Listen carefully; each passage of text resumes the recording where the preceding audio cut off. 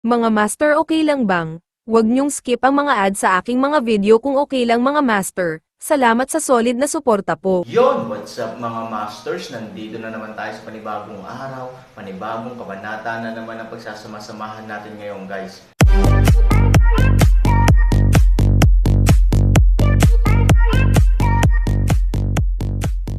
Bali mga masters, kung bago ka pa lang po sa aking YouTube channel, please click the subscribe button, lalong-lalo na po yung notification bell guys, para maging connected pa rin tayo sa isa't isa at maging updated kayo sa mga susunod ko pang video. Bali mga masters, bago natin umpisahan ng kwento ay mag-shoutout po muna tayo para sa mga solid nating tagapakinig. Shoutout kay Romel Damus at shoutout kay Donnie Cueror. Yun na nga mga masters, no? Bali hindi na ito patagalin. In 3, 2, 1, let's go! Ang mamamatay tao ay humigit kumulang 7 metro ang taas, malakas at malakas. Bagamat wala siyang higit na karunungan, wala siyang lakas ng loob kaysa sa mga ordinaryong tao. Sa makatuwid, kapag ang pag-aalsa, siya ang magiging batayan para sa iba na maglakas loob na maghimagsik at ang kabisera upang pumatay, ang mundo. Originally, gustong manghingi ng pamilya Fang, ngunit kung isasaalang-alang ang kanyang malalim na pagkakasala, siya ay nakulong sa bilangguan ng libu-libong taon. Sa kasamaang palad, maaaring siya ay nakulong ng napakatagal, at ang taong ito ay naging abnormal, kanya, ang lakas ay hindi magagamit saan man, na hindi lamang baluktot sa kanyang puso, kundi pati na rin sa kanyang katawan. Lalaki ka rin. Ang tagal mong hindi nagkikita ng babae. Hehe, kahit makakita ka ng lalaki, ang ganda mo, sa puntong ito, hindi mapigilan ng isang grupo ng mga lalaking gwardya na itago ang kanilang mga mukha at tumawa. Naiintindihan din ng Aaron kung ano ang magarbong bitukan ni Fangkon. Maraming tao ang paminsan-minsan na nakakulong sa kulungan noon. Abay, naging miserable ang lahat. Lahat sila naghiwalay at namatay. Ang mga paninda ay hindi tao, kaya kasing liit ng tao. Huwag mong sabihing lalaki, kahit babae, hindi makayanan. Ngunit makatitiyak kang ako ang may huling say sa kulungan, kaya hindi ko hahayaang mangyari ito. Ang mga kalakal ay ikinulong ng aking malaking kadena na bakal na gawa sa 4 na bakal at bakal, nang wala ang aking mga susi. Kahit na ang mga kalakal ay may kakayahang gumawa ng anuman, hindi sila makakaalis. Nag-aalala rin si Fangkon pagkatapos noon. Nakikita ko. Han 3,000 tumawa. Talaga. Nag-alinlangan si Fangkon. Ang parusa ng yelo at apoy ay hindi masakit sa akin, ngunit ito ay pagiling lamang ng isip ng mga tao. Kahit na ang yelo ay nakakasakit ng mga tao, hindi ito malamig sa isang araw. Ang tunay mong layunin ng paggamit ng parusang ito ay upang mawala ang aking pangunahing kapangyarihan sa pagkilos, tama. Ngumisi si Aaron. Papapa. Ilang palakpakan ang pumutok. Tumanggaw si Fangkon habang pumapalakpak at nagsabi ng may pagpapahalaga, matalino, karapat-dapat sa kagustuhan ni Miss Lo. Ang utak na ito ay transparent sa lahat. Malamig na ngumiti si Aaron. Gaano kataas ang IQ nito? Gaya ng sabi ko, appetizer lang ang harap, at ang likod ang totoong main dish. Sa harap ni Han Sanchen, isang eksperto na nakipag-away sa kanya, natural na hindi nang ahas si Fangkon na magpabeya. Bagamat mabangis ang pumatay, hindi masama si Han Sanchen. Sa makatuwid, kailangang gumawa ng ilang trabaho si Fangkon para sa mamamatay tao ng maaga. Siya nga pala, makakakuha din siya ng ilang reward mula kay Han Sanchen. Ang bagay na ito ay maaaring ilarawan bilang 2 ibon na may isang palaso. Magaling ka maglaro, tumanggaw si Han Sanchen at nagpuri. Hehe, wag mo akong dalhan ng hi-hat. Alam kong napakatao mo. Magiliw na ngumiti si Fangkon. Pagkatapos ay tinapik niya si Aaron sa balikat at ngumiti, hindi ba't isang malaking kahihiyan para sa isang lalaking kasing galing mo ang humiwalay at mamatay? Pag-isipan mo, napakalaking kabalintunaan na ang mga taong sikat sa Central Plains ay namatay sa gayong kahihiyan sa huli.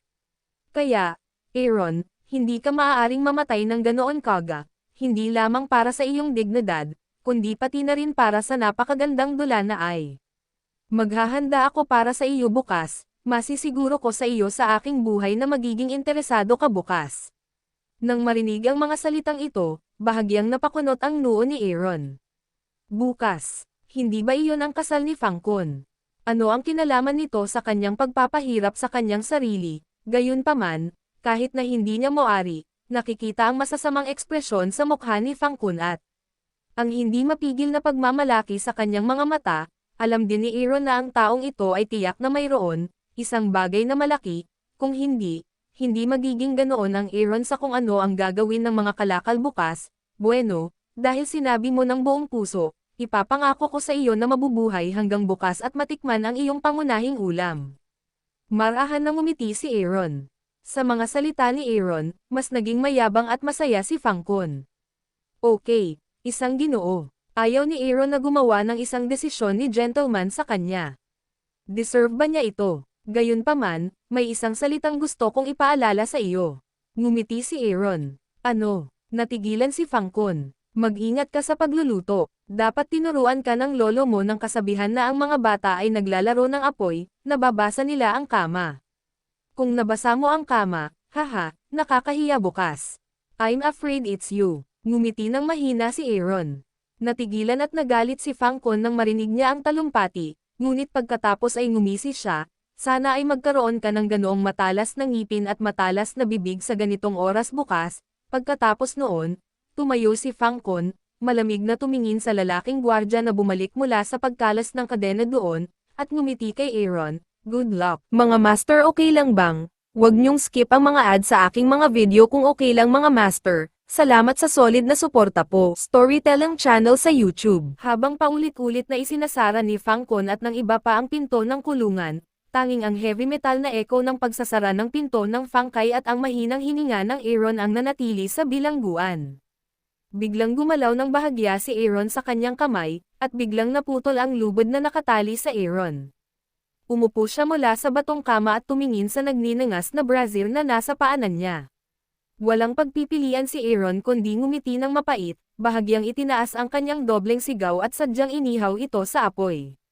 Iyon lang. Kahit na ang pinakamataas na apoy, Aaron ay maaaring dalhin ito sa loob ng mahabang panahon nang hindi umaasa sa 5 elemento ng banal na bato at jade ice beads, hindi sa banggitin ang ordinaryong apoy.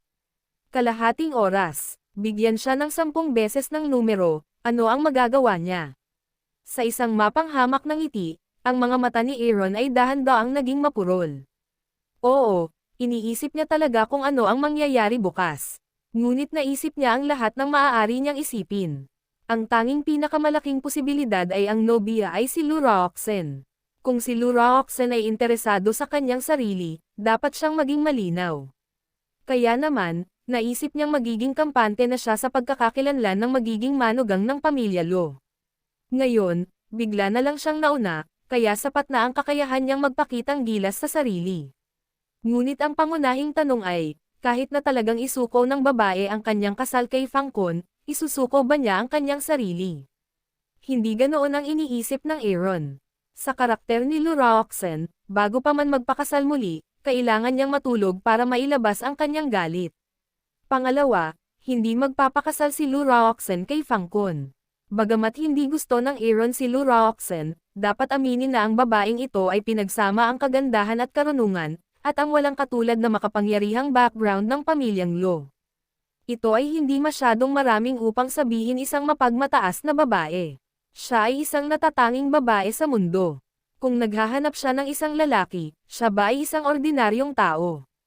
Kaya parang malabo, nang maabala si Aaron, hindi niya maipaliwanag na ibinalik ang kanyang mga mata, ngunit biglang nakita ang isang malaking bagay na nakaharang doon sa pintuan.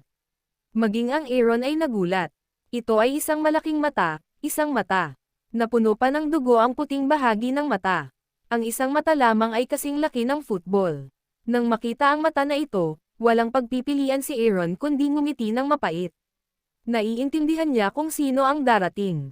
Sa totoo lang, alam na niyang darating siya. Ang mga kalakal ay dumating sa lahat ng paraan. Ang lasa ay nakakagulat na mabaho. Nag-iisip lang siya ng mga bagay-bagay kaya hindi niya pinansin. Haha, mabahong bata, hindi mo ba inaasahan? Malamig na sabi ng kakaibang boses, at ang kanyang mga salita ay puno ng pagbibiro. Para sa kanya, ang nag-iisang mata niya ay parang tumitingin sa biktima. Ano, gusto mo bang magpakamatay sa pamamagitan ng pagsunog sa sarili mo? Ngumiti siya ng malamig. Pagkatapos, bahagyang umatras ang higanteng mata. Sa siwang ng pinto, malabo mong makikita ang ibabang kalahati ng isang malaking katawan. Ang mga binti ay halos pareho sa mga binti ng palaka, berde at natatakpan ng mga kalamnan, ngunit mas katulad ng mga binti ng palaka, ang mga binti ay napakaikli. Pagkatapos, dahan-daang nagunat ang isang kamay.